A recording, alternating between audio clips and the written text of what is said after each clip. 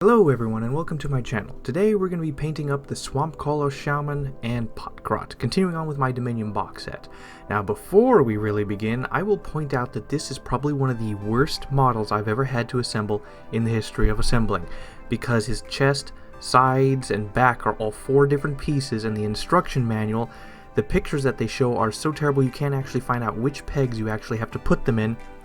And then after a ton of dry fitting and stuff and finally getting it right about right, none of the pieces fully truly filled in, and so I had to use a metal wire, wrap it around the model, tighten the wire, and then apply glue on top of the model in order to put it together. This is supposed to be for a beginner set. This model was really ridiculously hard to put together.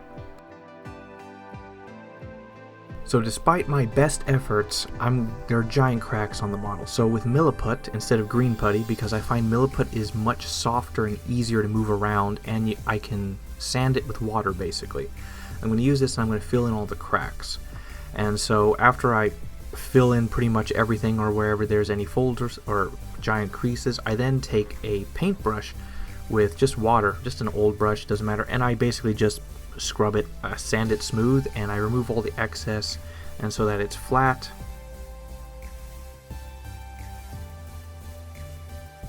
And now with with Bright Touch General Purpose Gray Car Primer and Liquitex Modeling Putty, we're just going to go through the next steps. We're going to prime it, and then once it's dry, we're going to apply Liquitex Modeling Putty all around the bases. And I want to make like little swirls and stuff so it looks like mud. And now taking a good look at the model, it's pretty smooth, except for the parts where I went after it after the fact with a rubber brush and made little indents. I should have just kept sanding it regularly with the brush. Now I'm going to do a step that is completely useless. I'm going to undercoat it with Bombay Yellow India ink and then white ink. I've lost the tag on it, so that's why you can't see it. And basically airbrush it from the lower side and then airbrush it from an upper side with a lighter color. Basically the reason why it was useless is because there wasn't enough translucent colors on this to make it count. I added too many layers and stuff, so you would never see the base layer in any case. The only time it would help was during the metallics, but well, whatever. Now with Elysian Green, Anthonian Camo Shade, Auroch Flesh this time, and Nurgling Green, we're going to paint the skin. We're going to start off with the darkest layer, Elysian Green, as a base coat for the Grot and the Shaman.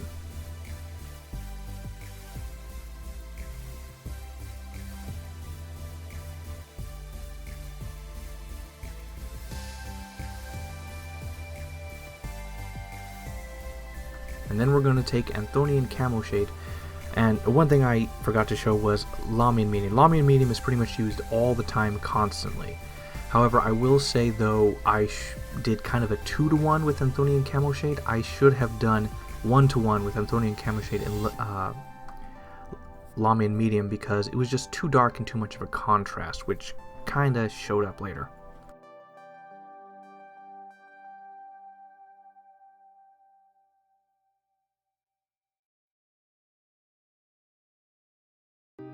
And then with Elysian Green, we basically paint 90 to 95% of the model, again, with this, or all the green parts. Now, the reason I had issue with the Anthonian Camo Shade is just it was too dark and created too big of a contrast, basically, in color. It filled up all the recesses as well, but with that and everything else, it's like, it was too much of a contrast. It should have been a bit softer.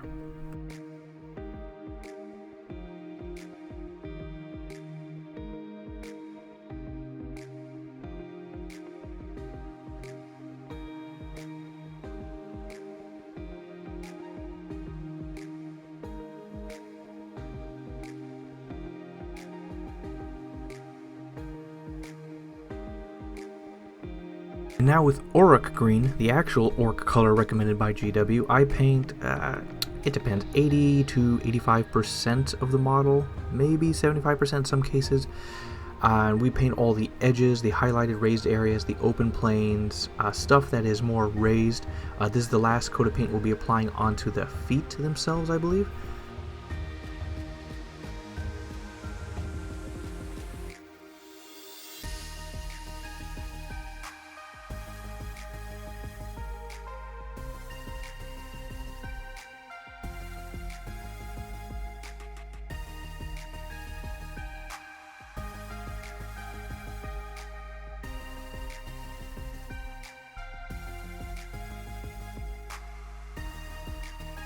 And then I do a 1-to-1 mix of Nurgling green and Orc green, and I use this as a highlight, applying it to like a third to half of only the most raised areas, like the head, the shoulders, the upper arms, and stuff like that. Thin lines on the edges. And you know what? In retrospect, I kind of like the way I did it with the Muckrob knob, which had more of a bluish tone that I made on accident instead of this more greenish tone. I don't know, it just doesn't seem to be as nice. I don't know, that's just my personal taste. Now with Koala Green Shade, which is a lie, this is actually blue, Cadian Flesh Tone, and Fugan Orange, we're going to add a little more fleshy details. Now this is something that was featured on the box, and I didn't do it on the Merc knob, but I want to try it here. So we're going to take the Koala Green Shade, and we're going to use it to apply to the eyes of the Grot, mixed with a little bit of Lamian Medium, his mouth, as well as the lip, the bottom lip of the Shaman, and some of his eyes in there. Then we're going to take Cadian Flesh Tone, and we're going to mix it with Nurgling Green. We want it to be more green, we just want it to be slightly fleshy. I'm going to say like 2 to 3 parts Nurgling Green with the Cadian Flesh Tone, and we're just going to apply this onto the ears, the little nose. As far as the Orc, we're going to apply it onto his nose and like the upper lips, part of his lips. Then we're going to take Fugan Orange, and we're going to apply it into the Orc's nose, because that's what the box has, like his nose has a reddish flesh thing. Then we'll go back with some of that Cadian Flesh Tone Nurgling mix and highlight it. And then I'm going to go back to the Anthonian Camo Shade mix that I had with Lamian Medium before and just add it all over the Orc's face to add more depth and shadow, because it's just too bright. And now with Baneblade Brown, Agrax Earthshade, and Lamian Medium, we're going to paint his robe that's on his legs, as well as some of the sacks that the Grot has. So we're going to start with just a base layer of Baneblade Brown. Then we're going to take a 1-to-1 mix of Agrax and Lamian Medium. Looking back, this was probably a bad call. I should have taken Nuln Oil. So the issue was it wasn't pigmented enough. And so I ended up doing around 3 or 4 layers of this, where I would paint with Baneblade, add Agrax Earthshade, then highlight everything, all the edges and the open planes, and then repeatedly add Agrax Earthshade, wash again, and then highlight less and less and less, and like the color. So if you look at the model, it will have great color transition, but this just took a while. And maybe 2 to 3 coats was really what was necessary if I would have been using Nuln Oil.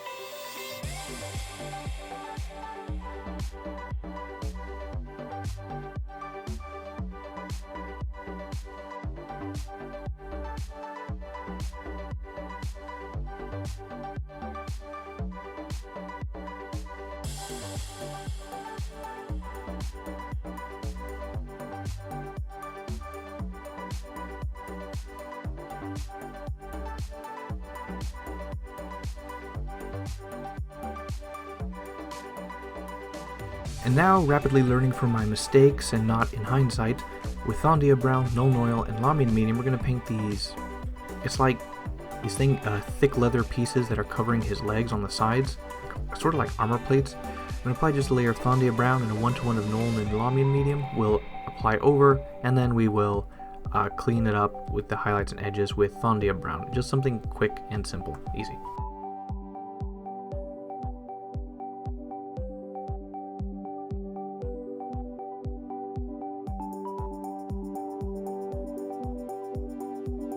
Now with Lauren Forest, Anthonian Camo Shade and Lamian Medium, we're going to paint his main cloak.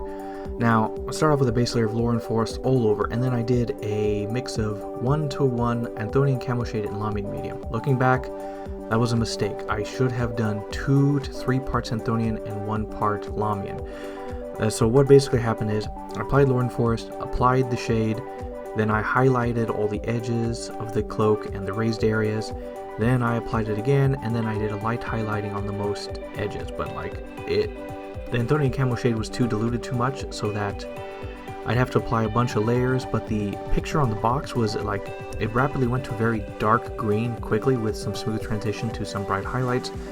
So I just, after highlighting once of the Lorne Forest, I then just did 3 consecutive washes of the Anthonian Camo shade in Lamy Medium with its current mix of 1:1, and then I eventually got it. The highlights still showed up, and so it works.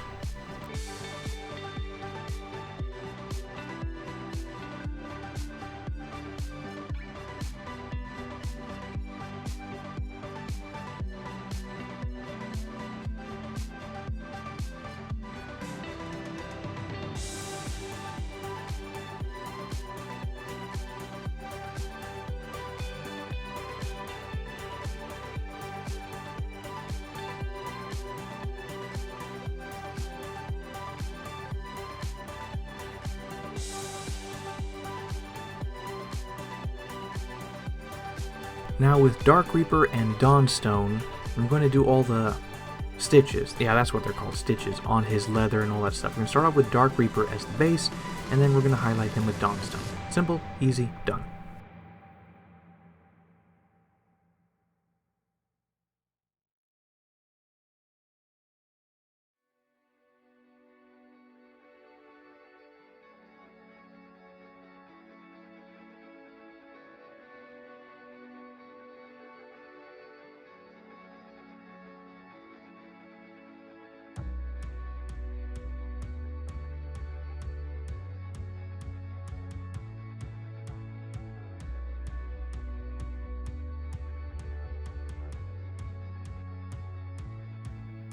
Now with Corvus Black, Baneblade Brown, and Anthonian Camo Shade, and of course Lamy Medium, I'm just tiring of showing it because I use it all the time, I'm going to paint the wood, the staff, and the wood pieces that make up the Grot's backpack with Corvus Black.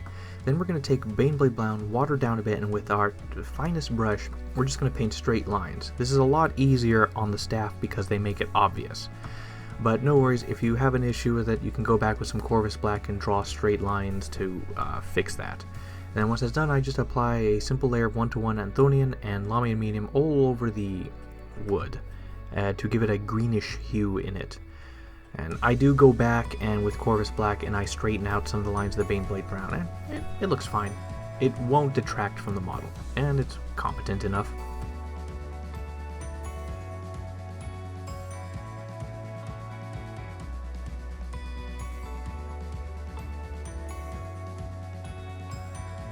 And with Steel Legion Drab, I do the bases.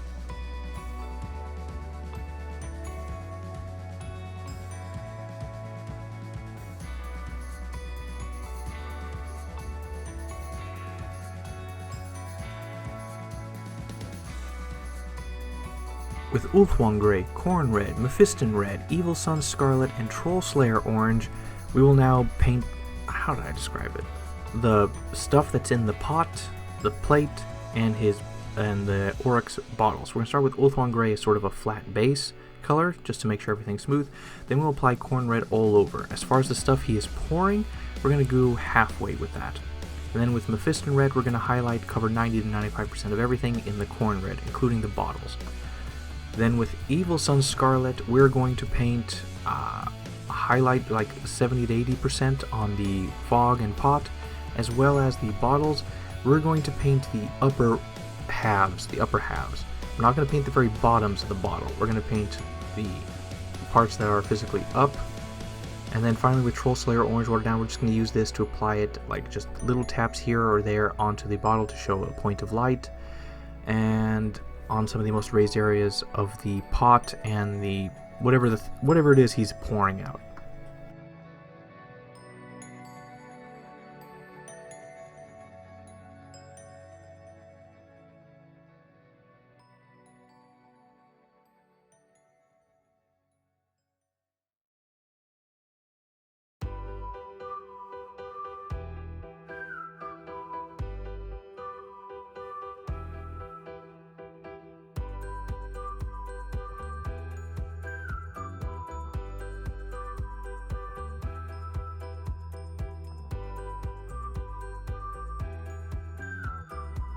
And then with Magos Purple and Lamian Medium, mixed 1 to 1, we're going to apply it all over this fog and stuff that's coming out. The Pot Grot also has some there.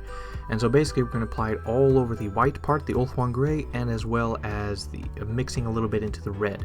Now, after we apply it, we want to make sure that it does not pool at all. We do not want it to pool at all. And we're just going to keep applying layers, layer after layer after layer. And here you can see the progression in layers. I do around 4 layers total. Now this would take a long time normally, but I have a hairdryer that helps speed things up. And make sure every time you apply a layer that you get rid of all the stuff pooling, and then it makes a nice color transition. And then with Ulthuan Grey, Drakenhof Nightshade, and Lamian Medium, we're going to paint these little bird skulls that for some reason are blue. I mean, they look like they'd have like flesh on them still by this color, but they don't. Alright, that's according to the box. So with Ulthuan Grey base, then 1-to-1 mix of Drakenhof and Lamian Medium added on there twice. And then a little bit of Ulthuan Grey on the tops of the skulls and stuff towards the light to highlight. That's it. Simple, easy, done.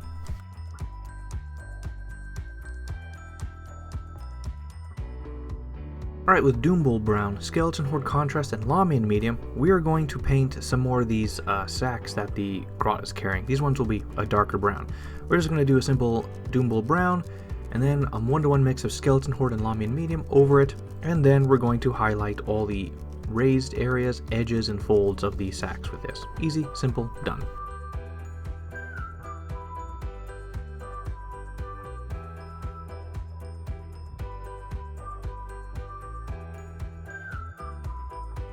Alright, moving on. With Cabalite Green and Cyberite Green, I paint these bluish, greenish bottles and stuff that the Grot has.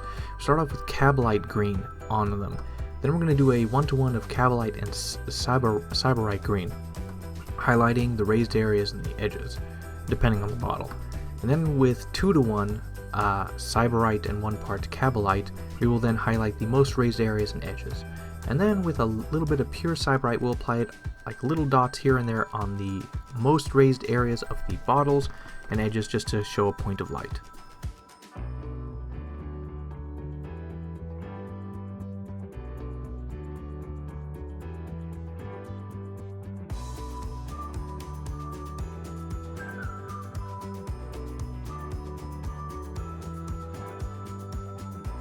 Alright, with Thondia Brown, Mornfang Brown, Corvus Black, and Dark Reaper, we're going to paint these like ropes that each of them have. We'll start with the Grot.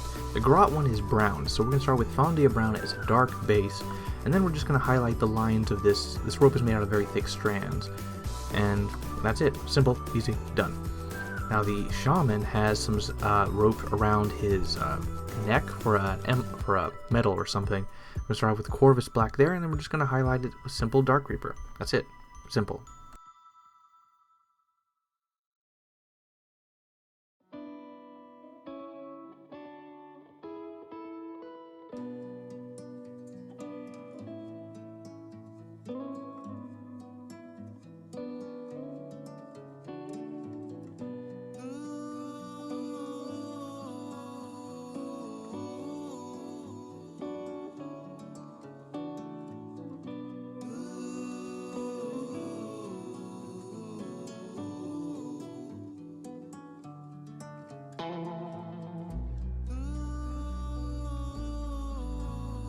Knocking out a few more details with Moot Green, Ogren Camo, and Anthonian Camo Shade. Pure stuff, actually, I believe. We're just going to take care of some small details. There are these green grass thingies sticking out of the Grot's backpack. Give that Moot Green. And then the Ogren Camo on the, I don't know what these are called. I can't remember. I haven't seen them in a long time. Coming out of the grass of the Shaman. And then we're just going to paint them both in Anthonian Camo Shade.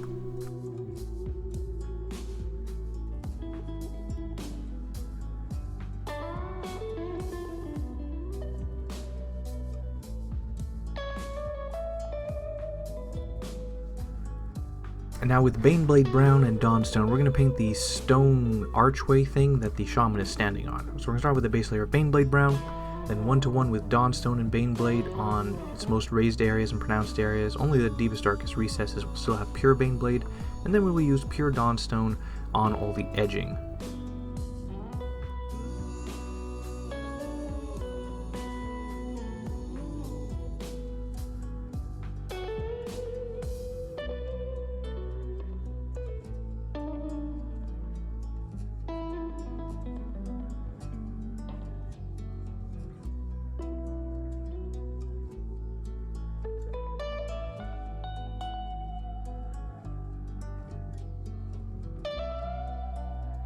Now with Liquitex Matte Varnish and Vallejo Pigment Sienna something, Light Sienna, we will then apply basically 4 drops of water mixed with, it's supposed to be 1, but I accidentally dropped in 2 drops of Liquitex Matte Varnish, mixed in with around 2 little brush scoops of the pigment powder, and I just apply this all over. And it's liquid enough that the pigment powder is able to flow everywhere, and the matte varnish eventually seals it in so it's solid. And now with Baneblade Brown, Rakarth Flesh, and Pallid Witch Flesh, I then paint the giant skull that is on the Shaman's Bach. I start with Baneblade Brown as a base. Then I take 1-to-1 Baneblade and Rakarth and basically paint like 90 to maybe 85% of the model, mostly the detail or raised areas and edges. And then I do pure Rakarth. And then I do Rakarth mixed with Pallid Witch Flesh on all the edges. And the contrast is just too much. Lines are too strong, it doesn't look good.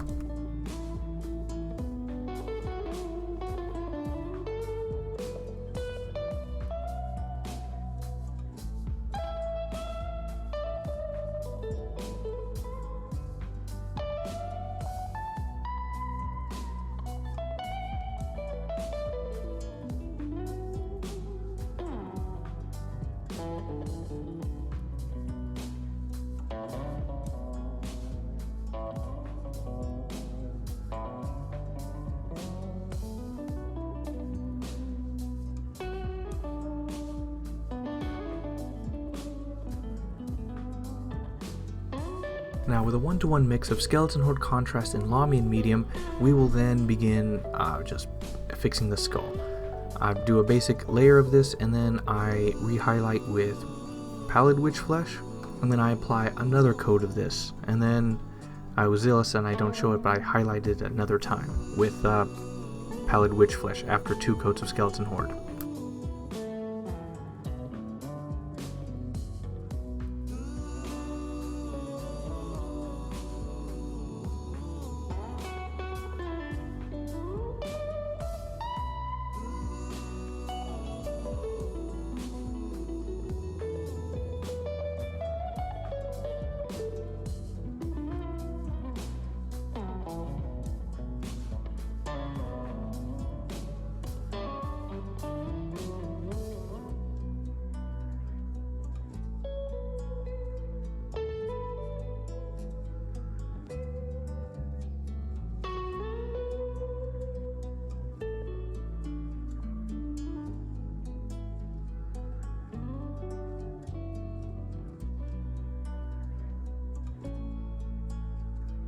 Now with Corvus Black, Dark Reaper, Mephiston Red, Evil Sun Scarlet, and Troll Slayer Orange, we will paint the little brazier that's at the bottom of the pot. We're going to start with Corvus Black for the pieces of wood or charcoal. And then we will do a hard highlight with Dark Reaper on the edges of these chunks. And then we're going to do the fire. So how we're going to do is we're going to take Mephiston Red and we're going to paint all around the bottom of the pot that touches also the charcoal wood pieces. Then we'll do Evil Sun Scarlet on like 80 to 90% of all the Mephiston Red. And then with Troll Slayer Orange, we'll probably do like 10 to 20% of it total, of just little bits here and there where the fire you can see is brightest. It's okay if it's on the pot, we'll fix that up.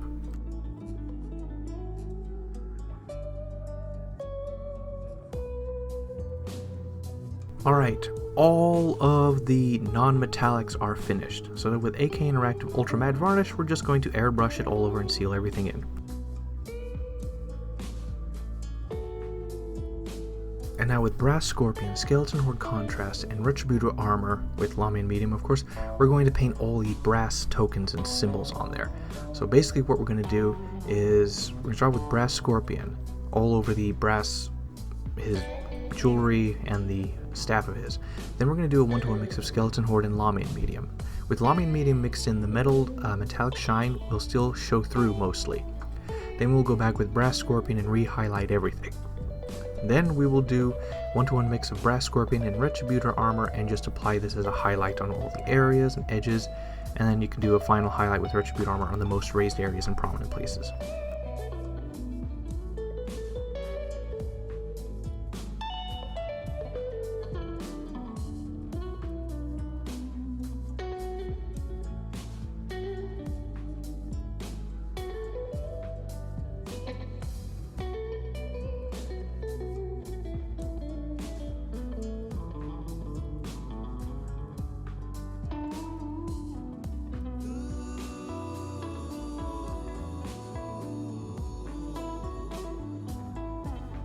Now with Iron Warriors, Iron Hand Steel, Null Oil, and Iron Breaker, and of course Lamy and Medium, we're going to paint all the metallics. The Iron Warriors is a very dark metal, so we're going to apply this on the pot and the little bowl that the shaman is holding, as well as the utensils that's on the back of the grot. We'll then use Iron Hand Steel on all the silver pieces, the spikes, and stuff like that that the shaman has and such.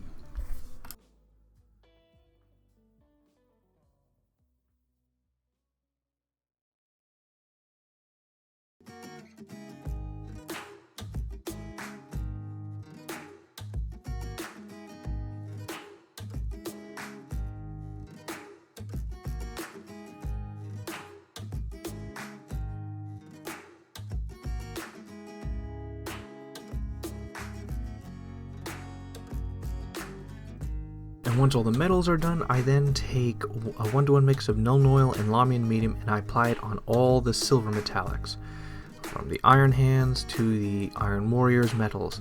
And then I will re-highlight everything, their edges, their most raised areas, even on the pot, with the appropriate Iron Warriors and Iron Hands steel colors.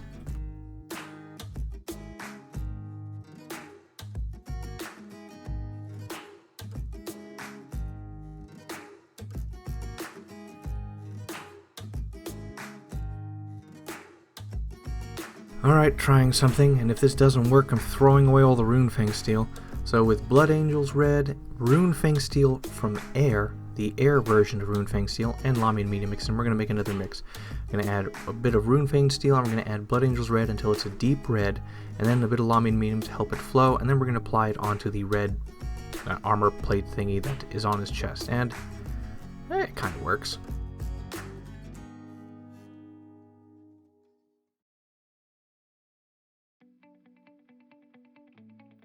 And then with, I'm not even going to try to pronounce it, we apply this technical paint onto all the brass places, or brass pieces. This is more of an artsy thing. Apply it in maybe some recesses here and there, not too thick, just a very light amount here and there. Just have fun with it. At this point it's all artistic.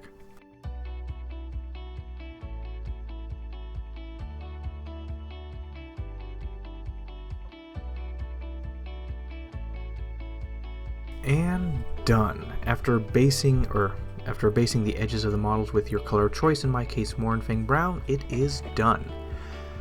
Freaking finally. So this one took a lot longer than the Merc Knob, which just took a day. This one just had a bunch of setbacks, and well, mostly there was the building. Building the shaman was very, very difficult. It doesn't really tell you, and I couldn't remember to explain it to you after the fact how to do it. Just do a bunch of dry fitting, because the instruction manual does not help. Maybe if they put like numbers into the plastic or something there to be able to tell you which peg goes into which hole, it would have been easier, but that really screwed it up. The milliput worked incredibly well after sanding it smooth with water and a brush, and you can barely tell there's any issue. Overall, I tried to copy the box as best I could. May have forgotten some stuff here and there, but well, I mean, it looks good. It's not a 9 out of 10. I don't know, I feel like some things didn't work out too well. It's hard to say, but overall, I think I am just going to give it a solid 8 out of 10. Because this was a bit more frustrating, it was more difficult. The main problem with this model is, because it's supposedly a quote-unquote beginner model set, everything has to be assembled beforehand, but there's tons of detail in the model, and it is hidden in like these folds of the robe. It's mostly the shaman, and so you have to constantly to try to paint these things. I tried to paint it in the best order I could, where I wouldn't really have a chance of splashing or hitting the surrounding area, but it was still very difficult to get around all these nooks and crannies when it's fully assembled. So this was more of a frustrating and slow thing to paint, because there's a lot of places I had to try to reach to without hitting something else. Yeah, he was frustrating, that's to be sure. And yeah, that's pretty much it. Took a while, but, well, we're moving on. So, like the video if you like the video, share if you want to share it, comment if you want to comment. Oh, also, apart from this going on eBay, I finally started an Instagram because someone asked if I had an Instagram to share, and you know what? Yeah, why not? And most of my work, well, all my work, and some work that if I ever don't show it on the YouTube channel will be there, and I'll leave the link in the description. Alright, see you guys later. Moving on to the next project. Bye.